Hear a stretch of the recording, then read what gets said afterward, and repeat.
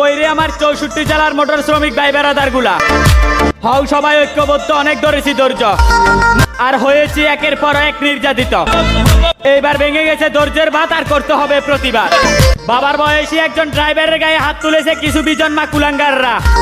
এইবার আর বসে থাকবো না আমরা, প্রতিবাদী কণ্ঠে সারা বিশ্বকে জাগিয়ে তুলবো। আমি জানি না আমার এই ভিডিওটা উপদেষ্টা ডক্টর ইউনূস স্যার পর্যন্ত পৌঁছায় কিনা। যদি পৌঁছায় তাহলে ডক্টর ইউনূস স্যার আপনার উদ্দেশ্যে কিছু মেসেজ দিতে চাই। যেই দেশের রাস্তায় একটা গাড়ি টায়ার পাঞ্চার হলে ড্রাইভারকে 5 মিনিট সময় দেওয়া হয় না, আপনার পুলিশ প্রশাসন চাপিয়ে পড়ে রেখা লাগিয়ে 5 থেকে 10,000 টাকা ঘুষ নিয়ে যায়।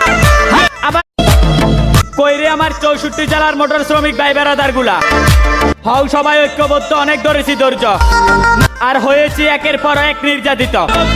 এইবার ভেঙে গেছে ধৈর্যের বাত, আর করতে হবে প্রতিবাদ।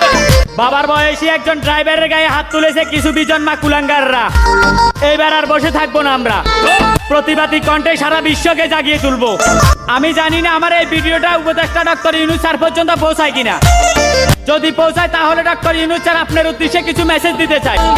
যেই দেশের রাস্তায় একটা গাড়ি টায়ার পাঞ্চার হলে ড্রাইভারকে 5 মিনিট সময় দেওয়া হয় না, আপনার পুলিশ প্রশাসন চাপিয়ে পড়ে রেখা লাগিয়ে 5 থেকে 10,000 টাকা ঘুষ নিয়ে যায়।